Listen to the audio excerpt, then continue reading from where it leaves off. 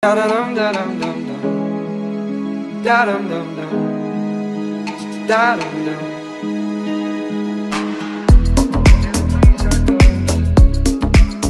Oui, ça c'est un des trucs les plus importants, le problème de l'indétermination de...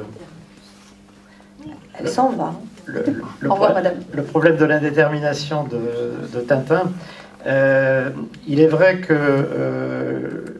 alors là, vous avez cité l'exemple d'un faux Tintin qui revenait pour des raisons commerciales, mais vous avez aussi le cas, il y a quelques personnages très très rares dans Tintin qui sont des personnages réels. Il y en a quasiment pas. Il y a Al Capone, dans Tintin en Amérique, qui est un personnage réel. Et puis, bon, il cite Alain Bombard, le navigateur solitaire, mais on ne le voit pas. Il cite Tino Rossi, Dior, mais on ne les voit pas, ou les noms sont déformés. Gounod, quelques peintres, quelques musiciens. Mais en gros, les seuls personnages réels qui apparaissent dans Tintin, c'est Al Capone et surtout Chang. Évidemment, Chang, lui, c'est un personnage réel. Vous comptez pas, comment elle s'appelle, Maria Callas et Onassis dans le... Quand ils partent il cite Onassis, mais on ne le voit pas. Maria Callas, je ne crois pas qu'elle soit citée. Quand ils partent sur le yacht, là, où ils font l'espèce de bal masqué. Ouais, mais il y a pas Maria. C'est une caricature de la Callas. Elle n'est pas citée, en tout cas. Hein. Elle n'est pas citée. En tout cas, ce que je voulais dire, c'est que le personnage de Chang de Tintin représente pour les gens beaucoup plus de réalité que le vrai Chang qui revient. Vous savez que Chang est revenu en 81, il s'est établi en Belgique et enfin ils se sont retrouvés. Mais ce Chang-là, il n'a pas d'existence pour les gens. Le vrai Chang, c'est celui qu'on voit dans le Lotus Bleu et dans Tintin au Tibet. Hein. Alors, on parlait de la détermination, effectivement, puisque on parle un peu philo. Spinoza, sa phrase célèbre, toute détermination est négation. Ça veut dire que plus un personnage est déterminé, plus ça le limite. Hein. C'est-à-dire que si vous êtes blanc, homme et jeune, ben, vous n'êtes pas ni noir, ni jaune, ni femme, ni transsexuel, ni vieux, ni... Voilà. Donc, plus vous êtes indéterminé, plus vous avez de possible, et plus vous avez de liberté. Hein. Le thème de la liberté de Tintin, c'est quelque chose d'extraordinaire. Donc, pourquoi est-ce que Tintin peut plaire autant partout? Parce qu'il est libre et indéterminé. Alors, il est indéterminé, vous l'avez dit largement, d'abord parce qu'il n'a pas... C'est quasiment le seul personnage à ne pas avoir de famille du tout. Il n'a pas de parents, hein, alors que le capitaine Haddock, il invoque un peu sa maman en pleurant. Il a son ancêtre, hein, qui a tant de poids. Tournesol, il invoque un petit peu sa sœur, qui après il revient en arrière en disant qu'il n'a pas de sœur. Mais bon, mais Tintin, il n'a pas de collatéraux, il n'a pas de parents, il n'a pas d'enfants, il n'a pas d'amour, il n'a pas de fiancé, il n'a pas de vie sexuelle. Il est en dehors des contraintes matérielles, complètement. Hein, il est complètement en dehors de l'argent. Hein, quand il veut aller sur l'île Noire et que le marin écossais refuse de lui louer sa barque parce qu'il dit « mais vous n'allez pas revenir », bah, qu'est-ce qu'il fait? Il lui achète son bateau. Hein, il n'a pas de contraintes. À la fin du Trésor de Rackham le Rouge, quand Tournesol dit bah, « il faut que vous l'achetiez », Tintin il dit bah, « oui, on n'a qu'à l'acheter ». Mais Haddock, il lui dit bah, « on n'a pas d'argent pour ça ». Il est complètement en dehors des contraintes. Il est au niveau professionnel, bon, il est reporter au début, il est journaliste, puis ça s'estompe peu à peu. On le voit rédiger un article de journal uniquement dans le premier, hein, Tintin au pays des Soviets. Après, bon, dans les 2-3 premiers, on sait qu'il est envoyé par son journal, puis après ça disparaît complètement. Hein. Comme vous avez dit, il n'a pas d'idée politique affirmée, c'est une idéologie boy scout. Il n'a pas de religion affirmée. Il a un respect de toutes les religions. On ne le voit jamais à la messe, on ne le voit jamais dans une église, on ne le voit jamais dans une mosquée. Bon, même si Hergé travaillait pour un journal catholique, on ne peut pas dire que... et peut-être dans Tintin au Congo, on sent qu'il a un respect pour les missionnaires blancs au Congo. Milou surtout, hein, Milou il dit qu'Alsace est missionnaire. Mais bon, on ne peut pas dire qu'il soit complètement enfermé dans ses croyances religieuses. Hein. Donc il n'est pas déterminé vraiment par quoi que ce soit. Et vous savez que quand on a demandé le journal avait demandé à Hergé de faire une autre bande dessinée parce qu'il trouvait que Tintin était trop libre justement et que c'était pas très bien pour la jeunesse ce personnage qui n'avait pas de parents comme ça. Et c'est pour ça que Hergé a été obligé de faire Josette et Joko qui avaient des parents, hein, les Legrand. Et puis, bon, il en a fait 5, et Hergé, ça l'a gonflé, quoi. Il disait, mais ces parents qui font que pleurer, il faut que je leur invente. Ça lui a pas plu du tout, il a arrêté, et il se sentait beaucoup plus libre. Comme disait Jules Romain, tout le monde n'a pas la chance d'être orphelin, hein. C'est exactement ce que pensait Hergé. Alors, on va peut-être revenir un petit peu sur un personnage qui est là et qui est quand même effacé, ou en tout cas déguisé, c'est Milou, parce que Milou, il faut se rappeler que, vous savez, quand les albums de Tintin sont nés, on a rappelé qu'il était tout jeune, un jeune homme, et il fréquentait une jeune femme à l'époque, Marilou, qu'il appelait dans l'intimité Milou. Et il a été obligé de rompre avec elle parce que le père de la jeune femme en question ne voulait pas, ou voyait d'un très mauvais œil, le fait qu'elle puisse épouser quelqu'un qui ne serait qu'un illustrateur. Il trouvait que c'était pas bien. Donc il a été obligé de la quitter. Il en a été malheureux en tant que jeune homme, puisque c'était en gros son premier amour, ou grand amour en tout cas. Et c'est intéressant de voir qu'au début, eh bien, Milou, on ne sait pas trop si c'est un mâle ou une femelle. Il est coquet.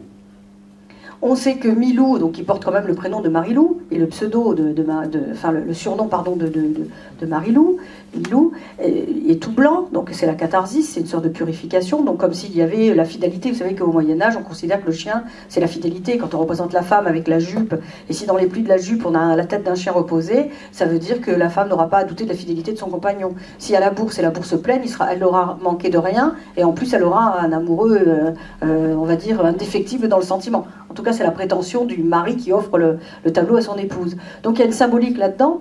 Et ce qui est intéressant, c'est qu'il est frileux aussi. On voit qu'à des moments, il a des espèces d'habits presque de femelle. Il est même habillé en rose à un moment donné. Et surtout, moi, ce qui me fait dire que c'est vraiment la représentation de Marilou. D'abord, il en a un peu parlé dans une correspondance, Hergé, parce qu'il y a des correspondances et elles sont très intéressantes, ou en tout cas des interviews. Et ce que j'avais trouvé quand même assez beau, c'était l'idée, je m'étais dit effectivement, Milou parle beaucoup au début. Et les femmes, c'est vrai qu'on parle beaucoup. Ensuite, Milou a les questions métaphysiques. C'est elle qui dit, c'est Milou qui dit, tiens, il est parti dans une mauvaise passe, qu'est-ce qu'il ferait sans moi? Vous savez qu'il y a ces interrogations qui se cognent, à un moment donné, il a une bosse et il dit comme ça, dans quel état gère? Où suis-je? Mon Dieu, Milou ne fait pas ça. Vous voyez qu'il y a vraiment comme si c'était le cas de conscience et qu'il y avait cette possibilité-là.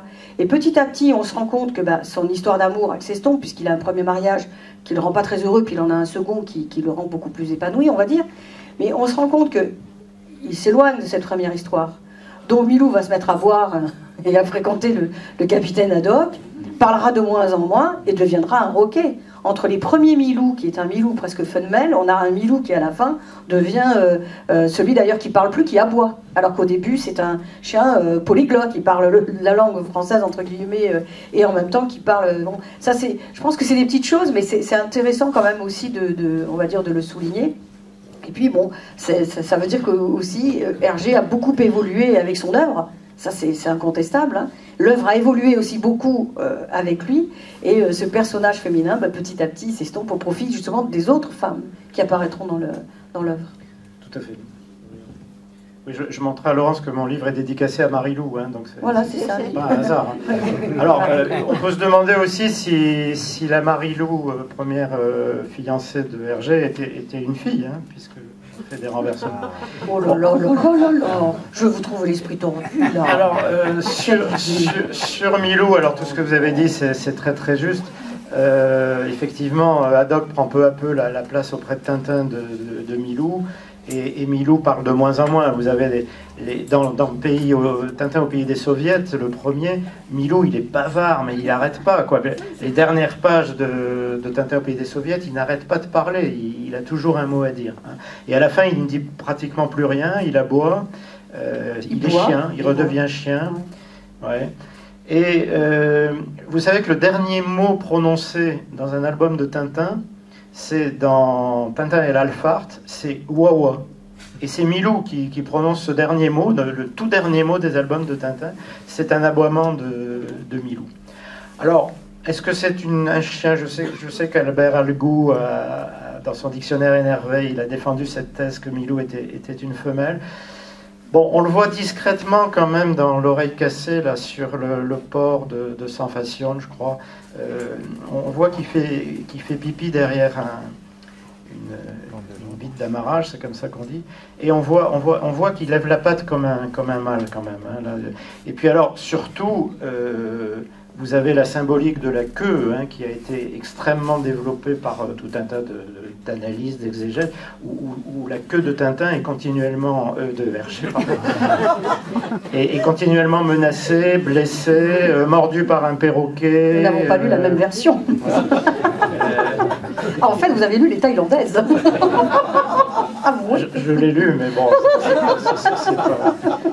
Mais vous avez même une réflexion à un moment, la queue de Milou est transpercée par l'épée d'un bandit américain qui s'appelle Tomahawk. Et Tintin lui met un pansement et il lui dit mon vieux Milou, après tout, si on devait te couper la queue, ça serait pas si grave que ça. Bon, et Milou lui répond tu trouves, toi, je perdrais toute ma beauté. Donc vous voyez, il y a toute une symbolique qui existe tout au long, hein, des albums de Tintin. Ça pourrait justement, peut-être que c'est une femelle par rapport à ça. Au début, mais oui, parce que c'est l'inverse en fait. On veut pas de l'instrument phallique, donc on le détruit au début, et après vous verrez que sa queue, on s'y prend. Enfin, excusez-moi, mais plus personne se en prend à la queue du chien.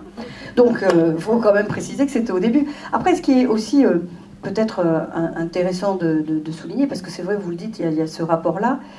Mais c'est aussi ce qu'en a dit Hergé, parce qu'il a quand même confié des choses par rapport à Marie-Lou. Et il lui avait offert tous ses albums, et un jour qu'elle était séparée de son mari, puisqu'il était mort, hein, pour cause, elle est venue lui faire dédicacer tous les albums qu'il lui avait envoyés. Donc il y a quand même eu toujours une sorte d'attachement, de sympathie bien entendu. Donc elle a toujours été quand même assez présente auprès d'Hergé, directement ou indirectement, ça on ne peut pas nier. Après, ce qui est intéressant aussi, c'est le choix. Vous savez qu'il avait comme animal totem le renard, comme scout, ce qui fait que c'était un fox terrier. Fox, ça veut dire renard aussi en anglais. Donc, on peut dire quand même que quand il a construit les choses, il les a toujours construites avec intelligence. Les éléments, ils sont toujours liés, c'est pas anodin. Parce que certains ont été méchants envers Hergé à un moment donné. Alors même jusqu'à dire qu'il était bête comme homme et que son œuvre n'avait pas de profondeur, alors qu'en réalité, il y avait une réelle construction. Même si on sait qu'il traçait, hein, et puis après il fixait le trait et il transmettait ça à son équipe. Il travaillait beaucoup avec des collaborateurs, mais l'idée première, c'est toujours lui qui l'avait. D'ailleurs, il y tenait.